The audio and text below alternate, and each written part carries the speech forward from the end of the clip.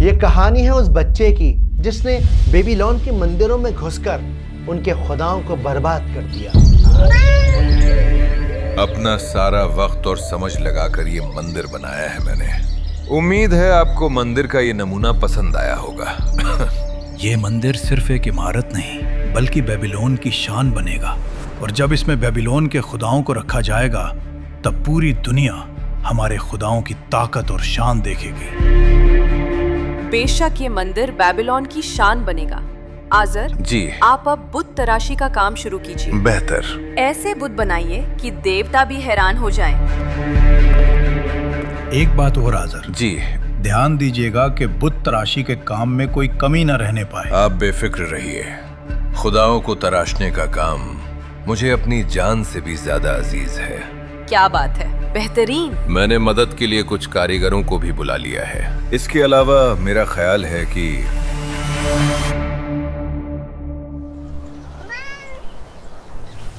بیٹے ابراہیم، آپ یہاں اندر آنے کی اجازت کس نے دی آپ کو؟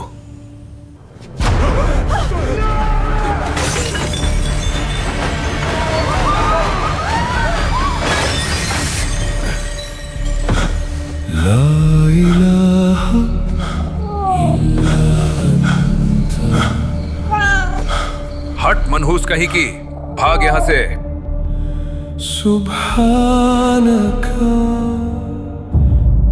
یہ داستان ہے اس انسان کی جس کو آج 200 کروڑ سے بھی زیادہ مسلمان اپنا باپ مانتے ہیں۔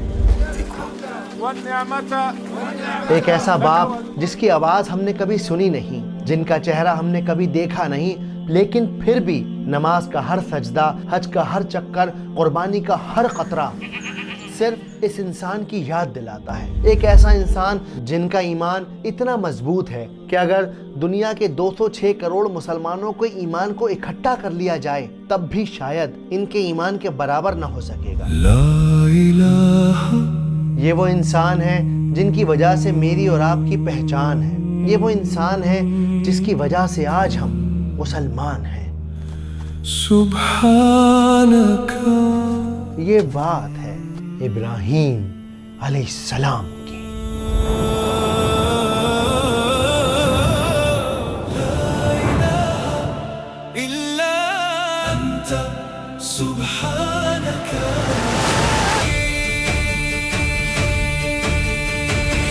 اس ویڈیو میں ہم یہ نہیں دیکھیں گے کہ ابراہیم علیہ السلام نے کیا کیا اور کیا نہیں کیا۔ یہ قصے تو ہر مدرسے کی جماعت میں ہیں، ہر امی کی زبان پر ہیں، انٹرنیٹ کی ہر پوسٹ پر موجود ہیں۔ اس ویڈیو میں اور آپ مل کر جانیں گے کچھ ایسے سوال جو ہم نے کبھی خود سے پوچھے ہی نہیں۔ کیوں جب اللہ کے پیارے نبی محمد صلی اللہ علیہ وآلہ وسلم ہیں تب بھی آپ کا نام قرآن مجید میں صرف 4 مرتبہ منشن کیا گیا ہے، لیکن کیوں ابراہیم علیہ السلام کا نام 69 ٹائمز قرآن میں منشن ہے؟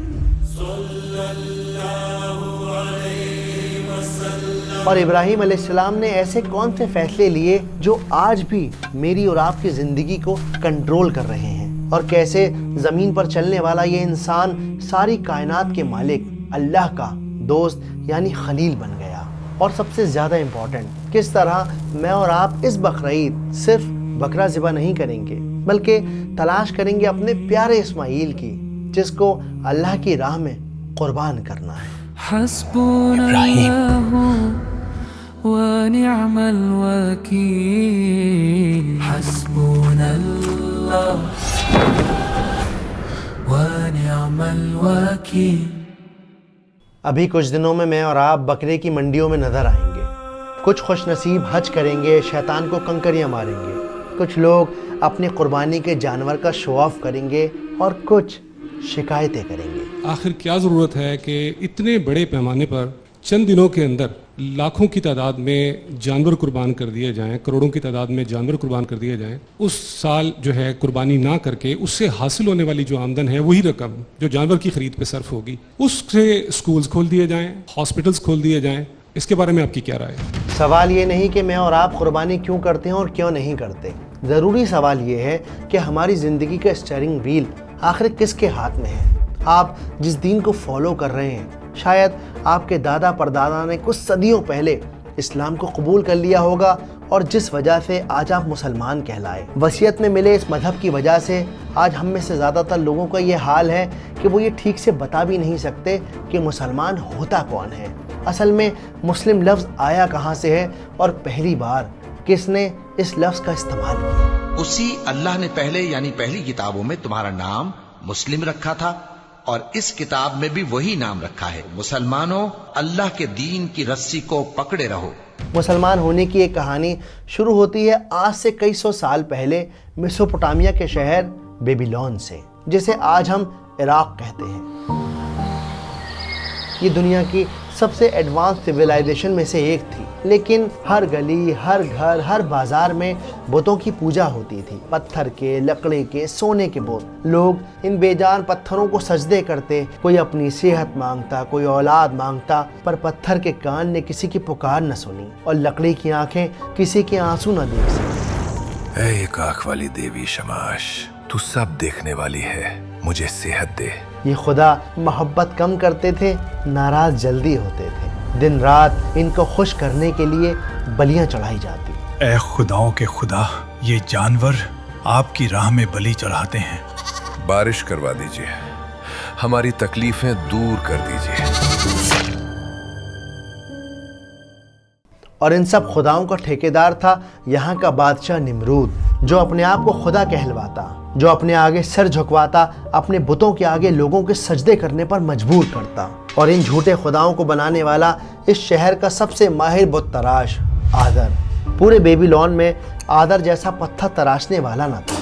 اس کے بنائے نہ جانے کتنے بت بیبیلون کے گھروں میں، مندروں میں موجود تھے، لیکن آج آذر کا کارخانہ خاموش تھا۔ آج یہاں کوئی بت نہیں بن رہا تھا، بلکہ بیبیلون کے زیادہ تر لوگ ایک میدان میں جمع تھے جہاں یہ بت پرست آذر خوشی سے پھولا چلا جا رہا تھا، اور اس کی خوشی کا راز تھا اس کی پہلی اولاد۔ میرے بیٹے کے ہونے کی خوشی میں رکھی گئی اس دعوت میں آنے کے لیے آپ سب کا شکریہ۔ تم ہمارے خداؤں کے مجسمے بناتے ہو، ہم تمہارے بلانے پر کیسے نہ آتے؟ بالکل صحیح کہا تم نے۔ آذر کی وجہ سے ہی ہم اپنے خداؤں کو دیکھ پاتے ہیں۔ صرف دیکھ ہی نہیں بلکہ انہیں چھو بھی سکتے ہیں، ان سے بات کر سکتے ہیں اور انہیں اپنی تکلیفیں بتا سکتے ہیں۔ ویسے کیا نام رکھو گے بیٹے کا؟ میرے بیٹے کا نام ہوگا ابراہیم۔ بے حد خوبصورت نام ہے۔ کتابوں میں یہ بات مینشن ہے کہ ابراہیم علیہ السلام کے والد کا نام آذر تھا، حالانکہ پھر بھی بہت سارے لوگوں کو اس بات پر اختلاف ہے کہ نہیں، ابراہیم علیہ السلام کے والد کا نام آذر نہیں تھا، پر اللہ سبحانہ وتعالیٰ نے سورہ الانعام میں اس بات پر مہر لگا دی ہے۔ اور وہ وقت بھی یاد کرنے کے لائق ہے جب ابراہیم نے اپنے باپ آذر سے کہا تھا، تم کیا بتوں کو معبود بناتے ہو؟ یہاں پر بہت امپورٹنٹ نوٹ کرنے والی بات ہے کہ اللہ سبحانہ وتعالیٰ قرآن مجید میں کافروں کے نام کو مینشن نہیں کرتے، بلکہ صرف ان کی حقیقت کو ڈسکرائب کرتے ہیں۔ جیسے ابو لہب کا نام عبد العزیٰ تھا، لیکن اللہ سبحانہ وتعالیٰ نے اس کو ابو لہب کا ٹائٹل دے کر ایک پوری صورت نازل کری۔ بالکل اسی طرح سے علماء کا، اسکالرز کا یہ کہنا ہے کہ آذر اصل میں ابراہیم علیہ السلام کے فادر کا لقب تھا۔ جب آپ بائبل پڑھیں گے تو بائبل کے اندر ابراہیم علیہ السلام کے فادر کا نام طرح مینشن کیا گیا ہے، جس کا مطلب ہوتا ہے گمراہ ہونے والا۔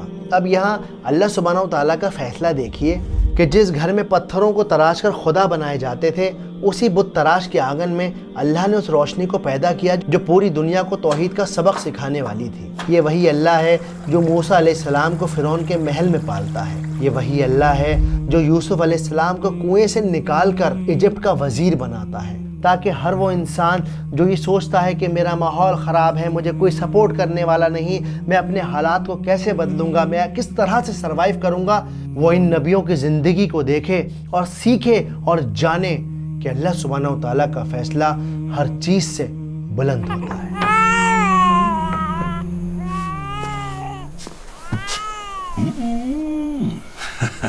حسبنا اللہ ونعم الوکیل، حسبنا اللہ ونعم الوکیل۔ بھیڑوں کی طرح بھیڑ کے پیچھے چلنا بہت آسان ہوتا ہے، لیکن ابراہیم علیہ السلام بھیڑ کا حصہ نہیں تھے۔ ابن کثیر اپنی کتاب میں مینشن کرتے ہیں کہ اللہ سبحانہ وتعالیٰ نے ابراہیم علیہ السلام کو بچپن سے ہی عقل سلیم اور قلب سلیم دیا تھا، یعنی ایک ایسا پاک دل جس نے کبھی بھی شرک کو قبول ہی نہیں کیا، اور ایک ایسی عقل، ایک ایسا دماغ جس نے ہمیشہ ہر چیز کے اوپر سوال اٹھایا، اس کے پیچھے کی وجہ جاننے کی کوشش کی۔ اور اسی وجہ سے جب ابراہیم علیہ السلام لوگوں کو بت پرستی کرتے دیکھتے، چاند تاروں کی عبادت کرتے دیکھتے، تو وہ ان چیزوں کو کرنے کے پیچھے کا لاجک، اس کی وجہ ڈھونڈتے۔ وہ اپنے والد سے پوچھتے، ابا یہ پتھر دیکھ سکتے ہیں؟ ابا کیا یہ پتھر سن سکتے ہیں؟ اور نہ جانے اس طرح کے کتنے سوال ابراہیم علیہ السلام اپنے والد سے پوچھتے، اور ہر بار ان کے والد کے پاس صرف ایک ہی جواب ہوتا۔ دیکھو ابراہیم، ایسی باتیں نہیں کرتے۔ ان بتوں کی عبادت کرنا، انہیں پوجنا ہمارے باپ دادا کا طریقہ ہے۔ انہی بتوں کے بیچ میں نے تمہیں اپنی گود میں پال کر بڑا کیا ہے۔ تمہیں چاہیے کہ تم میرے اس کام میں مدد کرو، میرا ساتھ دو۔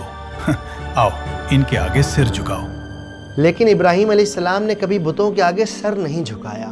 دھیرے دھیرے ابراہیم علیہ السلام بچپن سے جوانی کی دہلیز کی طرف بڑھنے لگے، اور اس بیچ انہوں نے بیبیلون کے الگ الگ خداؤں پر غور کیا، اور آخر کار یہ فیصلہ کر لیا کہ ان کا خدا کسی بھی وقت یا حالات کا محتاج نہیں ہو سکتا، یعنی ان کا خدا وہ نہیں ہو سکتا جو دن میں آئے اور شام کو چلا جائے، جو رات کو آئے صبح کو چھپ جائے، جو آسمان میں ٹمٹمائے اور پھر غائب ہو جائے، جو کسی کے بجھانے پر بجھ جائے اور جلانے پر جل جائے۔ اور تب ابراہیم علیہ السلام نے ایک ایسا کنفیشن کیا جو ہیومن ہسٹری میں one of the beautiful confession میں سے ایک ہے۔ آپ نے کہا، تو کہنے لگے، لوگو جن چیزوں کو تم اللہ کا شریک بناتے ہو میں ان سے بیزار ہوں۔ میں نے سب سے یکسو ہو کر اپنے آپ کو اسی ذات کی طرف متوجہ کیا جس نے آسمانوں اور زمین کو پیدا کیا ہے، اور میں مشرکوں میں سے نہیں ہوں۔ یہ وہ لمحہ تھا جب ابراہیم علیہ السلام نے فیصلہ کر لیا تھا کہ وہ کسی چاند سورج کی عبادت نہیں کریں گے، بلکہ اس ایک اللہ کی عبادت کریں گے، اس ایک اللہ کی تلاش کریں گے جس نے ساری کائنات کو بنایا ہے۔ لا الہ الا انت سبحانک۔ کتابوں میں یہ بات مینشن ہے کہ جب انہوں نے یہ فیصلہ لیا تب تک ابراہیم علیہ السلام جوان لڑکے ہو چکے تھے، اور اللہ نے ابراہیم علیہ السلام کو نبوت دی، یعنی آپ کو نبی بنا دیا، اور آپ کو حکم دیا کہ آپ اپنی قوم کو توحید کی طرف بلائیں، اللہ کی طرف بلائیں، لیکن شروعات اپنے والد سے کریں۔ اب جنرلی ایک بیٹے کے لیے اپنی باپ کی آنکھوں میں آنکھیں ڈال کر یہ کہنا کہ ابا آپ بہت بڑی غلطی کر رہے ہیں اور آپ غلطی پر ہیں اور ساری زندگی آپ نے غلطیاں ہی کی ہیں، یہ ایک بہت چیلنجنگ سچویشن ہو جاتی ہے اور ہر انسان کے بس کی بات نہیں ہے۔ لیکن ابراہیم علیہ السلام کو یوں ہی اللہ کا دوست اور خلیل نہیں کہا گیا۔ The Lord that created that has chosen from amidst humankind a friend, and he chose Ibrahim as his friend. ابراہیم علیہ السلام اور ان کے والد کے درمیان کیا بات ہوئی، یہ پورا واقعہ اللہ سبحانہ و تعالیٰ نے سورہ مریم میں مینشن کیا ہے۔ اس روز ابراہیم علیہ السلام اپنے والد کے کمرے میں گئے، ان کے قدموں میں بغاوت نہیں تھی بلکہ فکر تھی، اور پھر کہا، اذ قال لأبیہ یا ابتی لما تعبد ما لا يسمع ولا يبصر ولا یغنی عنک شیئا، یعنی اے میرے پیارے ابا، اے میرے دلارے ابا، او مائی ڈیئر فادر، میں آپ سے یہ پوچھنا چاہتا ہوں کہ آپ ان چیزوں کی عبادت کیوں کرتے ہیں جو چیزیں آپ کو نہ فائدہ پہنچا سکتی ہیں نہ نقصان پہنچا سکتی ہیں۔ اس کے بعد دوبارہ ابراہیم علیہ السلام نے کہا، یا ابتی انی قد جاءنی من العلم ما لم یاتک فاتبعنی اہدک صراطا سویا۔ اب دیکھیے یہاں پر جو یہ یا ابتی کا لفظ ہے، اس کا مطلب ہوتا ہے my dear father, respected father, sweet sweet sweet father, یعنی جب آپ اپنے والد کو بے انتہا احترام اور عزت دیتے ہیں تب استعمال ہوتا ہے یا ابتی۔ تو انہوں نے بڑے احترام کے ساتھ کہا کہ اے میرے پیارے ابا، آپ کیوں ان بتوں کی پوجا کرتے ہیں؟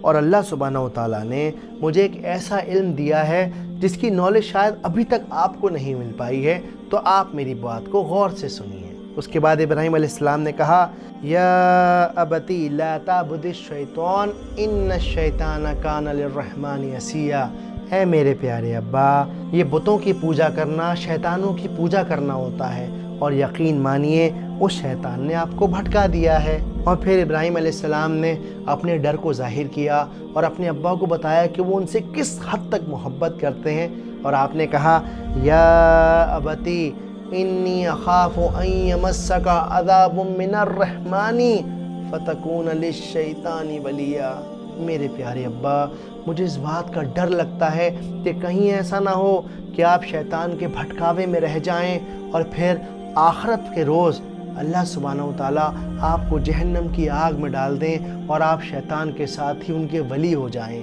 اسی لیے پلیز میں ہمبلی آپ سے ریکویسٹ کر رہا ہوں کہ میرے ابا ان بتوں کی پوجا کو چھوڑ دیجئے، صرف اور صرف اسے ایک اللہ کی عبادت کیجئے جس نے ساری کائنات کو بنایا ہے۔ اب یہاں پر آپ دیکھیے کتنے احترام اور کتنی محبت سے ایک بیٹا اپنے باپ کو سمجھانے کی کوشش کر رہا ہے۔ تو ہمیں کوشش کرنی چاہیے کہ جب ہم کسی کو کوئی سچ بات بتائیں تو وہ ایسا نہ ہو کہ زہر میں بجھے ہوئے تیر کی طرح ان کے سینے پر جا کر لگے، بلکہ اس کے اندر بے انتہا ادب، رسپیکٹ موجود ہونی چاہیے۔ اور وہی کوشش ابراہیم علیہ السلام نے کی، لیکن ابراہیم علیہ السلام کے فادر کے اوپر اس بات کا کوئی اثر نہ ہوا، بلکہ ابراہیم علیہ السلام کے فادر بہت زیادہ غصے میں آ گئے اور انہوں نے ابراہیم علیہ السلام سے کہا قال راغب انت عن آلہتی یا ابراہیم لئن لم تنتہی لارجمنک واہجرنی ملیا، یعنی تیری ہمت کیسے ہوئی ابراہیم ہمارے خداؤں کو برا کہنے کی؟ اگر تم اپنی حرکتوں سے باز نہ آئے تو میں تمہیں پتھروں سے مار کر سنسار کر دوں گا۔ امام طبری رحمہ اللہ اپنی کتاب میں منشن کرتے ہیں کہ یہ جو دعوت دینے کا سلسلہ تھا یہ صرف ایک بار نہیں ہوا بلکہ بہت سالوں تک چلتا رہا۔ ابراہیم علیہ السلام بار بار اپنے فادر کے پاس جاتے، الگ الگ موقعوں پر جاتے اور انہیں اس بات کو سمجھانے کی کوشش کرتے، لیکن اس بات کا کوئی فائدہ نہیں نکلا اور ابراہیم علیہ السلام کو ان کے فادر نے ان کے گھر سے باہر نکال دیا۔ لیکن ابراہیم علیہ السلام ناراض نہیں ہوئے، انہوں نے اپنے ابا کے ساتھ کوئی بدتمیزی نہیں کی، بلکہ انہوں نے اپنے ابا سے بڑی ہی عاجزی اور بڑی محبت سے کہا قال السلام علیک ساستغفر لک ربی انہ کان بی حفیہ، کہ میرے پیارے ابا آپ مجھے گھر سے نکال رہے ہیں کوئی بات نہیں، پر میں آپ کے اوپر سلامتی کی دعا کرتا ہوں، میں دعا کروں گا آپ کے لیے کہ وہ اللہ سبحانہ و تعالیٰ آپ پر رحم کر دے، آپ کو معاف کر دے، اور بے شک وہ الرحمن ہے۔ اور کہا کہ میں آپ کے لیے اپنے پروردگار سے بخشش مانگوں گا، بے شک وہ مجھ پر نہایت مہربان ہے۔ چھوڑ مجھے، نکل جا میرے گھر سے ابراہیم۔ حسبنا اللہ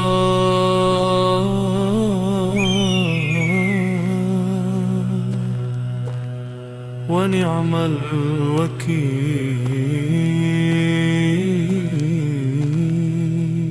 گھر سے نکلنے کے بعد ابراہیم علیہ السلام کا مشن ختم نہیں ہوا، بلکہ اب باری تھی عام لوگوں کو، پبلک کو توحید کی دعوت دینے کی، اللہ سبحانہ و تعالیٰ کی طرف بلانے کی۔ اپنے خاندان والوں کو، اپنے شہر والوں کو، سارے بیبیلون کو سمجھایا، سکھایا، پر کسی نے ان کی ایک نہ سنی۔ اور پھر ابراہیم علیہ السلام نے کھلے عام اعلان کر دیا۔ وہ کہنے لگے کہ ہم نے اپنے باپ دادا کو ان کی پرستش کرتے دیکھا ہے۔ ابراہیم نے کہا کہ تم بھی گمراہ ہو اور تمہارے باپ دادا بھی کھلی گمراہی میں پڑے رہے۔ ابراہیم علیہ السلام کا یہ اعلان سن کر وہاں پر کھڑے لوگ حیران ہو گئے۔ کسی کے اندر پورے بیبیلون میں اتنی ہمت نہ تھی کہ ان کے خداؤں کو، باپ دادا کے طریقہ کو جھٹلا سکتا، ریجیکٹ کر سکتا، اور کوئی ایک ایسا آج تک پیدا نہ ہوا تھا جو نمرود کی خلافت کرتا۔ اور جب ابراہیم علیہ السلام نے مندر میں رکھے خداؤں کو برباد کر دیا، انہیں چکنا چور کر دیا اور کلہاڑا بڑے بت کے ہاتھ میں دے کر لوگوں سے کہا کہ ان سب خداؤں کو اس بڑے بت نے برباد کیا ہے، آپ چاہو تو ان سے پوچھ لو، تو سارے کے سارے لوگ سناٹے میں آ گئے۔ وہ سب جانتے تھے کہ بت تو بول ہی نہیں سکتے، لیکن اس کے باوجود انہوں نے سچ سے منہ پھیر لیا۔ یہ ابراہیم نے کیا کیا ہے ہمارے خداؤں کے ساتھ؟ ابراہیم کی اتنی مجال، اسے پکڑ لو تاکہ پھر کبھی ہمارے خداؤں کو بے جان پتھر نہ کہہ سکے۔ پورے شہر میں قیامت مچ گئی، بھیڑ جذبات میں پاگل ہو چکی تھی، اور پھر ان کے اپنے سگے والد نے نمرود بادشاہ کے ساتھ مل کر ایک ایسا پلان بنایا تاکہ آنے والی نسلوں کے لیے ابراہیم علیہ السلام کو ایک ایگزامپل کی طرح سیٹ کر دیا جائے، اور جس کے لیے ان لوگوں نے ایک بہت بڑی آگ کا انتظام کیا۔ کتابوں میں یہ بات مینشن ہے کہ یہ آگ اتنی زیادہ تیز تھی، اتنی زیادہ اس کی اونچی لپٹیں تھیں کہ اوپر سے کوئی پرندہ بھی گزرتا تو جل کر راکھ ہو جاتا۔ اسے آگ میں پھینک دو، ایسی مثال قائم کرو کہ پھر کوئی دوبارہ ایسی حرکت نہ کرے۔ اسے جلا کر راکھ کر دو، فنا کر دو، جلا دو، جلا دو، جلا دو، جلا دو، جلا دو، جلا دو۔ اور جب ابراہیم علیہ السلام کو اس آگ میں ڈالا جا رہا تھا تب جبریل علیہ السلام ابراہیم علیہ السلام کے پاس آئے، کہا Ibrahim do you need any help, آپ کو کوئی ہیلپ چاہیے؟ تو ابراہیم علیہ السلام نے کہا کہ اگر آپ کو اللہ نے بھیجا ہے تو ضرور۔ تب جبریل علیہ السلام نے کہا تو مانگیے نا اپنے اللہ سے کہ وہ آپ کی مدد کریں۔ اس پر ابراہیم علیہ السلام نے کہا کیا وہ دیکھتا نہیں کہ میں کس حال میں ہوں؟ اب دیکھیے ابراہیم علیہ السلام کیونکہ اللہ کے خلیل تھے، نبی تھے، بہت زیادہ ایمان والے تھے، تو وہ یہ بات کہہ سکتے ہیں، میں اور آپ نہیں کہہ سکتے۔ ابراہیم علیہ السلام کا توکل اتنا زیادہ مضبوط تھا اپنے اللہ پر کہ انہیں پتا تھا کہ میرا رب مجھے کچھ نہیں ہونے دے گا، اور جب انہیں آگ میں ڈال دیا گیا تو یہ ظالم خوش ہو کر ڈھول بجانے لگے، ناچنے گانے لگے۔ لیکن کچھ دیر بعد اللہ سبحانہ و تعالیٰ کے حکم سے آگ ٹھنڈی ہو گئی اور ابراہیم علیہ السلام ایز اٹ از آگ سے باہر آ گئے۔ ہم نے حکم دیا اے آگ سرد ہو جا اور ابراہیم پر سلامتی والی بن جا۔ حسبنا اللہ ونعم الوکیل، حسبنا اللہ۔ اتنا بڑا معجزہ اپنی آنکھوں سے دیکھنے کے بعد بھی بیبیلون کا کوئی انسان ایمان نہ لے کر آیا، اور تب ابراہیم علیہ السلام نے یہ فیصلہ کیا کہ وہ بیبیلون کو چھوڑ کر کہیں اور ہجرت کر جائیں گے۔ ابراہیم علیہ السلام بیبیلون سے نکل کر جانے لگے، تب صرف اور صرف ایک انسان ان کے اوپر ایمان لے کر آئے، اور وہ تھے ابراہیم علیہ السلام کے بھتیجے لوط علیہ السلام۔ لوط علیہ السلام کے بارے میں ہم جب بات کریں گے، جب لوط علیہ السلام کی زندگی کے بارے میں بات ہوگی، ابھی ہم ابراہیم علیہ السلام کی زندگی کو سمجھتے ہیں۔ تو اس شہر سے ابراہیم علیہ السلام اور لوط علیہ السلام دونوں مل کر نکل پڑے۔ وہ اپنی محفوظ زندگیوں سے دور ایک مشکل سفر کی طرف بڑھ چلے۔ ابراہیم علیہ السلام بیبیلون سے نکل کر حران گئے اور پھر ایجپٹ، اور انہی پیدل چلتے ہزاروں کلومیٹر کے سفر کے دوران انہوں نے سارہ علیہ السلام سے شادی کر لی اور پھر پیلسٹائن میں آ کر بس گئے۔ وقت دھیرے دھیرے گزرتا چلا گیا، دن ہفتوں میں بدل گئے، ہفتے مہینوں میں اور مہینے سالوں میں، لیکن ابراہیم علیہ السلام کو اس دوران کوئی اولاد نہ ہو سکی۔ اس کے باوجود بھی ابراہیم علیہ السلام اللہ کی ذات سے نا امید نہ ہوئے، بلکہ اللہ سبحانہ وتعالیٰ قرآن میں مینشن کرتے ہیں کہ ابراہیم علیہ السلام نے کہا قال ومن یقنط من رحمت ربہ الا الضالون، تو حضرت ابراہیم نے کہا کہ اللہ تعالیٰ کی رحمت سے مایوس تو صرف وہی ہو سکتے ہیں جو گمراہ ہوں۔ کچھ وقت کے بعد سارہ علیہ السلام نے ابراہیم علیہ السلام کو یہ آئیڈیا دیا کہ کیوں نہ وہ حاجر علیہ السلام سے شادی کر لے۔ حاجر علیہ السلام اصل میں ایک رائل لیڈی تھیں، ایک پرنسس تھیں، لیکن کسی وجہ سے کچھ ایسے حالات بنے کہ انہیں ایجپٹ کے کنگ نے قید کر لیا، اور پھر کچھ وقت کے بعد ایجپٹ کے کنگ نے سارہ علیہ السلام سے امپریس ہو کر حاجر علیہ السلام کو تحفے کے طور پر دے دیا۔ تو حاجر علیہ السلام اصل میں سارہ علیہ السلام کی خادمہ ہو گئیں، ان کی ہینڈ میڈ ہو گئیں، ایک غلام ہو گئیں، اور پھر جیسا کہ آج کل بھی رواج ہے کہ اولاد نہ ہونے پر انسان دوسری شادی کر لیا کرتا ہے، تو سارہ علیہ السلام کی مرضی سے حاجر علیہ السلام اور ابراہیم علیہ السلام کے درمیان ایک نکاح ہوا، یعنی ابراہیم علیہ السلام کی دوسری شادی ہوئی۔ اور پھر اسی شادی سے اللہ سبحانہ و تعالیٰ نے ابراہیم علیہ السلام کو سب سے پہلی اولاد سے نوازا، اور اس اولاد کا نام تھا اسماعیل علیہ السلام۔ It is reported he was 86 years old when he was blessed with Ismail alayhi salam. Islamic history کی بہت ساری کتابوں میں یہ بات مینشن ہے، ایون رحیق المختوم کے پیج نمبر 50 پر یہ بات کلیئرلی مینشن ہے کہ جب حاجر علیہ السلام کو اولاد ہو گئی تو یہ بات سارہ علیہ السلام کو بہت چبھنے لگی، ان کے اندر حسد پیدا ہو گئی، اور اس حسد کے چلتے گھر میں اتنی زیادہ ٹینشن ہو گئی کہ ابراہیم علیہ السلام کو حاجر علیہ السلام اور ننھے اسماعیل کے ساتھ گھر چھوڑنا پڑ گیا۔ حالانکہ علماؤں کی رائے یہ ہے کہ کیونکہ ہم مسلمان ہیں اور ایز اے مسلم ہم یہ اوپینین رکھتے ہیں کہ یہ اللہ سبحانہ و تعالیٰ کا حکم تھا کہ ابراہیم علیہ السلام اور ننھے اسماعیل کو حاجر علیہ السلام کے ساتھ اپنے گھر سے نکل کر ایک وادی میں جانا تھا، ایک ایسی وادی کی طرف جس کا راستہ خود اللہ سبحانہ و تعالیٰ نے ابراہیم علیہ السلام کو بتایا تھا۔ جاؤ وہاں حجاز کی اس وادی کے اندر، وادی غیر ذرا، وہاں ان کو چھوڑ دو۔ ابراہیم علیہ السلام اللہ کے حکم سے اس سنسان گھاٹی میں پہنچے جہاں انسان تھا نہ انسان کی پرچھائی. تب ابراہیم علیہ السلام نے اپنی بیوی اور ننھے اسماعیل کو وہیں پر ایک جگہ بٹھا دیا. ان کے ہاتھ میں کچھ کھجور دے دیے, کچھ پانی کا انتظام کر دیا اور پھر وہ وہاں سے پلٹ کر جانے لگے. یہ دیکھ کر حاجر علیہ السلام بہت زیادہ گھبرا گئیں اور وہ ان کے پیچھے پیچھے دوڑنے لگیں. حاجر علیہ السلام ابراہیم علیہ السلام کے پیچھے دوڑتی چلی جاتی اور پوچھتی چلی جاتی کہ آپ کہاں جا رہے ہیں, آپ کہاں جا رہے ہیں. لیکن ابراہیم علیہ السلام کچھ نہ بولے.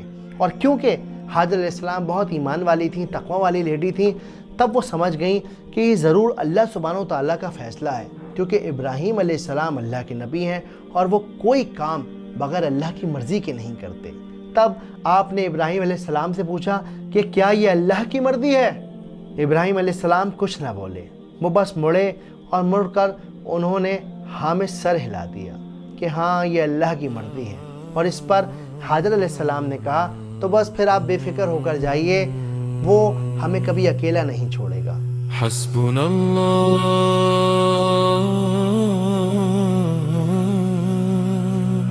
ونعم الوکیل. یہ چیپٹر ہمیں سکھاتا ہے کہ زندگی میں چاہے کچھ بھی ہو جائے, حالات کیسے بھی آ جائیں, بری سے بری سچویشن بھی ہو, تب بھی یاد رکھو کہ وہ رب تم سے اتنی محبت کرنے والا ہے کہ اس کے اندر اس نے کچھ نہ کچھ خیر رکھی ہوئی ہے.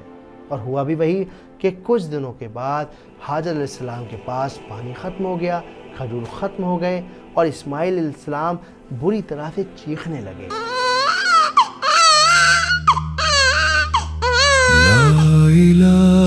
ان کی چیخیں اس سنسان وادی میں گونجنے لگیں.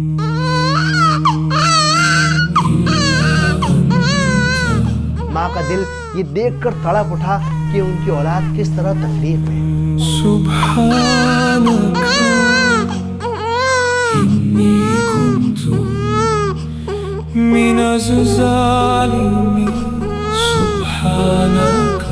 حاجر علیہ السلام نے پانی کی تلاش میں گھبرا کر صفا اور مروہ کے ساتھ چکر لگائے. وہ بار بار صفا کی طرف بھاگتی اور بچہ جب آنکھ سے اوجھل ہو جاتا تو واپس لوٹ آتی, اور پھر دوبارہ بچے کو روتا پا کر بے چین ماں دوبارہ مروہ کی طرف بھاگتی, اور جب وہ دیکھتی کہ بچہ آنکھ سے اوجھل ہو گیا ہے تو گھبرا کر واپس آتی. اور جب وہ 7ویں بار لوٹی تب انہوں نے دیکھا کہ وہاں پر پانی کا ایک جھرنا پھوٹ پڑا ہے. کتابوں میں یہ بات مینشن ہے کہ یہ جھرنا ایلی کی چوٹ پڑنے کی وجہ سے نکلا تھا. کچھ کتابوں میں یہ بات بھی مینشن ہے کہ جبریل علیہ السلام نے پر کی نوک کو زمین پر مارا جس سے پانی کا جھرنا پھوٹ پڑا. لیکن یہاں امپورٹنٹ بات یہ ہے کہ پانی وہاں اللہ کے حکم سے نازل ہوا, اور وہ پانی اتنا زیادہ بہنے لگا کہ حاجر علیہ السلام پانی کو بار بار روکتی چلی جاتی اور کہتی چلی جاتی زم زم زم زم, یعنی رک جا پانی, رک جا پانی. There is only one historic narration as to the history آج of تک that پوری ground. دنیا میں ایک ہی ہسٹری کا ایونٹ ہے جس پر کسی اسکالر یا ہسٹورین میں کوئی وواد نہیں ہے, اور وہ ہے زمزم کے کنویں کا ثبوت جو حاجرہ علیہ السلام اور ابراہیم علیہ السلام سے جڑا ہے. That particular time of Hajar and Ismail alayhi salatu wassalam. آپ صلی اللہ علیہ وآلہ وسلم کی ایک اوتھینٹک حدیث ہے کہ اگر اس روز حاجر علیہ السلام نے اس پانی کو روکا نہ ہوتا تو یہ ساری دنیا زمزم کے پانی میں ڈوب گئی ہوتی. اب کیونکہ وہاں پانی آ گیا تو پانی کو دیکھ کر وہاں پر کچھ زندگیاں منڈرانے لگیں, اور ان آسمان پر پرندوں کو دیکھ کر ایک بہت دور قبیلہ گزر رہا تھا, جرہم قبیلہ. اس قبیلے نے پرندوں کو دیکھا اور اندازہ لگا لیا کہ ہو نہ ہو یہاں پر پانی ہے. تعجب ہے اتنے سارے پرندے وہاں کیوں منڈرا رہے ہیں. ہو نہ ہو وہاں ضرور پانی ہے. تو چلو چل کر دیکھتے ہیں. جرہم قبیلے کی خاص بات یہ تھی کہ انہیں پانی کو اسٹور کرنا آتا تھا, تو یہ پانی کی تلاش میں نکلے ہوئے تھے. انہیں پانی مل گیا, یہ حاجر علیہ السلام کے پاس آئے. انہوں نے حاجر علیہ السلام سے کہا کہ کیا ہم اس پانی کے پاس رہ سکتے ہیں؟ حاجر علیہ السلام نے کہا کہ بالکل آپ اس پانی کے پاس رہ سکتے ہیں, لیکن اس پانی پر صرف جو ملکیت اور حق ہے وہ میرا رہے گا. اور اس طرح دھیرے دھیرے زمزم کے اس پانی کے پاس زندگیاں بسنے لگیں, کچھ آبادی ہو گئی. اب یہاں نوٹ کرنے والی بات یہ ہے کہ ابراہیم علیہ السلام تو پیلسٹائن میں بسے تھے, وہاں عربی تھوڑی بولی جاتی تھی, عربی تو جرہم قبیلے والے لوگ بولتے تھے. اور اسماعیل علیہ السلام کیونکہ ان کے ساتھ رہنے لگے تو وہ بھی عربی زبان بولنے لگے, جرہم قبیلے والے بچوں کی طرح ہو گئے. اسماعیل کو دیکھ کر نہیں لگتا کہ وہ جرہم قبیلے سے نہیں ہیں. صحیح کہا امی، بلکہ اسماعیل کی عربی زبان باقی بچوں سے بھی بہتر ہے۔ کچھ سال کے بعد جب ابراہیم علیہ السلام واپس سنسان وادی میں لوٹے تو وہ یہ ذرا بھی دیکھ کر حیران نہیں ہوئے کہ وہ وادی جو کچھ سال پہلے سنسان پڑی تھی اب وہاں پر کچھ زندگیاں سانس لے رہی تھیں، اور اس پورے علاقے پر آپ کی بیوی ہاجر علیہ السلام کا کنٹرول تھا۔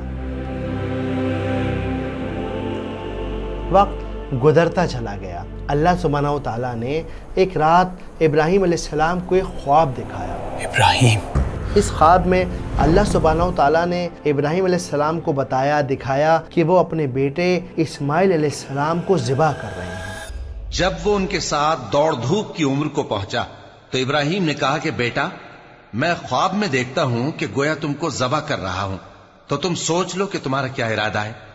انہوں نے کہا کہ ابا جان، جو آپ کو حکم ہوا ہے وہی کیجئے، اللہ نے چاہا تو آپ مجھے صابروں میں پائیے گا۔ صبح ابراہیم علیہ السلام جب اٹھے تو آپ نے اسماعیل علیہ السلام کو یہ پورا واقعہ کہہ سنایا، اور اس پر اسماعیل علیہ السلام نے مسکرا کر کہا کہ ابا، جو آپ کہیں گے میں وہ کرنے کو تیار ہوں، اگر ہو سکے تو یہ بات ابھی والدہ کو مت بتائیے گا، دیکھتے ہیں کہ اللہ سبحانہ و تعالیٰ کیا معاملہ کرتے ہیں۔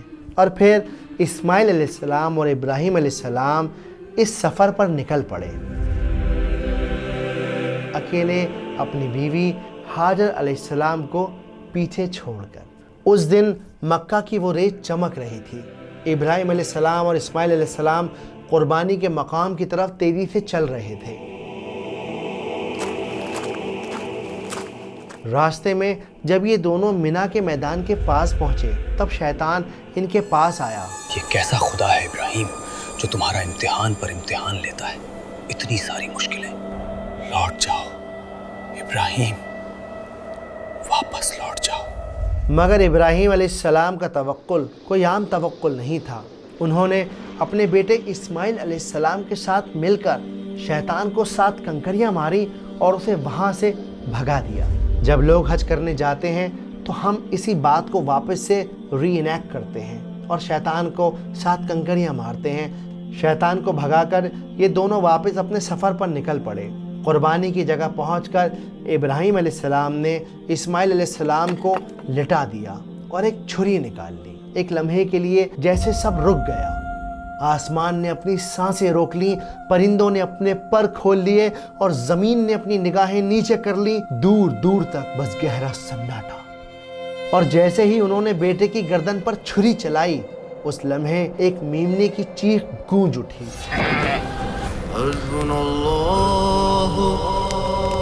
ابراہیم علیہ السلام نے جب آنکھیں کھولی تو وہ یہ دیکھ کر حیران رہ گئے کہ اسماعیل علیہ السلام ان کی آنکھوں کے سامنے کھڑے تھے۔ وہ لمحہ ابراہیم علیہ السلام کے لیے ایسا تھا جیسے طوفان کے بعد ایک سناٹا آ گیا ہو۔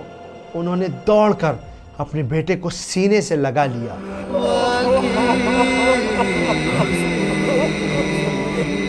اور ہم نے قربانی کے ایک بڑے جانور سے ان کا یعنی اسماعیل کا فدیہ دیا۔ کچھ سالوں کے بعد اللہ سبحانہ و تعالیٰ نے 3 فرشتوں کو ابراہیم علیہ السلام کے گھر بھیجا۔ ان تینوں فرشتوں نے ابراہیم علیہ السلام کو مبارکباد دی، انہیں بتایا کہ ان کی پہلی بیوی سارہ علیہ السلام سے ایک اولاد ہوگی۔ تو اب ابراہیم علیہ السلام کے 2 بیٹے ہو گئے۔ دوسری بیوی ہاجر علیہ السلام سے ان کے پہلے بیٹے اسماعیل علیہ السلام، اور پہلی بیوی سارہ علیہ السلام سے ابراہیم علیہ السلام کے دوسرے بیٹے اسحاق علیہ السلام۔ کچھ وقت گزرنے کے بعد اللہ سبحانہ و تعالیٰ نے ابراہیم علیہ السلام کو حکم دیا کہ وہ زمزم کے پانی کے پاس ایک گھر بنائیں، اور یہ گھر اللہ سبحانہ و تعالیٰ کا گھر کعبہ ہوگا۔ اسماعیل علیہ السلام پتھر لا کر دیتے چلے جاتے اور ابراہیم علیہ السلام ان پتھروں کو ایک دوسرے کے اوپر رکھ کر دیواریں اونچی کرتے چلے جاتے۔ جس جگہ پر کھڑے ہو کر ابراہیم علیہ السلام ان پتھروں کو رکھ رہے تھے اس جگہ کو مقام ابراہیم کہا جاتا ہے، اور اللہ سبحانہ و تعالیٰ نے ہمیں یہ حکم دیا ہے کہ طواف کے بعد ہم مقام ابراہیم پر کھڑے ہو کر 2 رکعت نماز ادا کریں۔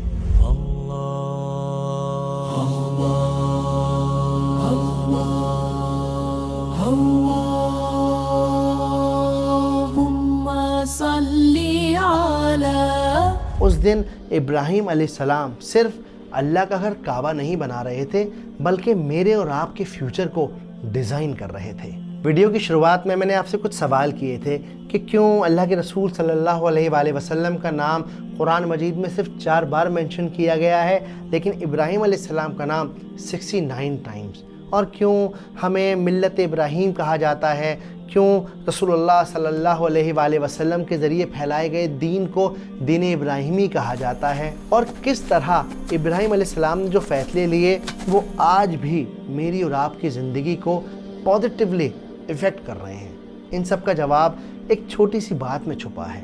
اللہ کے رسول صلی اللہ علیہ وآلہ وسلم نے فرمایا کہ میں اپنے باپ ابراہیم علیہ السلام کی دعا کا نتیجہ ہوں۔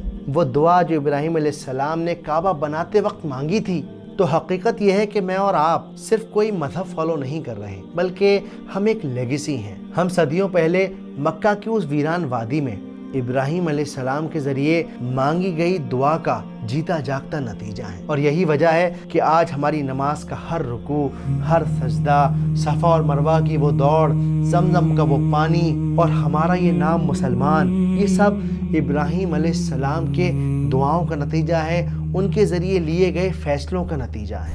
لا الہ الا انت۔ اور اسی لیے اللہ سبحانہ و تعالیٰ نے ابراہیم علیہ السلام کو اپنے دوست کا خطاب دیا ہے، ایک انسان جس نے حق کا ساتھ دیا، جس نے اپنے سگے والد کو بتایا کہ وہ غلط ہیں اور اللہ ایک ہے، وہ انسان جسے آگ میں ڈالا جا رہا تھا پر اسے یقین تھا کہ اللہ اس کے لیے کافی ہے، اور جب اللہ نے بڑھاپے میں ایک اولاد سے نوازا تب اس کو ذبح کرنے کو تیار ہو گئے۔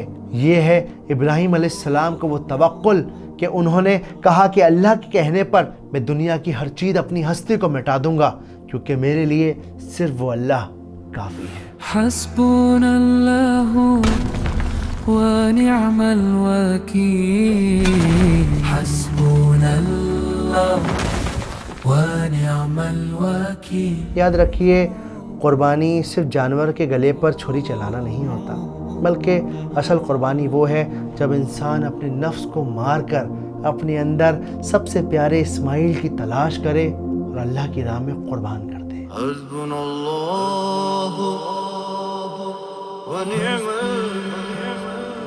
ویڈیو کو ختم کرنے سے پہلے 2 بہت امپورٹنٹ باتیں۔ سب سے پہلی بات یہ کہ آپ نیچے ڈسکرپشن لنک میں جائیے، میں نے آپ لوگوں کے لیے ایک ورک بک کو ڈیزائن کیا ہے تاکہ ہم ابراہیم علیہ السلام کو اور نزدیک سے سمجھ سکیں، اور اگر آپ کو ہماری یہ ویڈیوز، ہمارا یہ ایفرٹ پسند آ رہا ہے تو اس QR کوڈ کو اسکین کر کے آپ ہماری کمیونٹی کا حصہ بن سکتے ہیں۔ اس کی قیمت 4 روپے روز ہے صرف۔ جزاکم اللہ خیر، اللہ حافظ۔ حسبنا اللہ ونعم الوکیل، حسبنا اللہ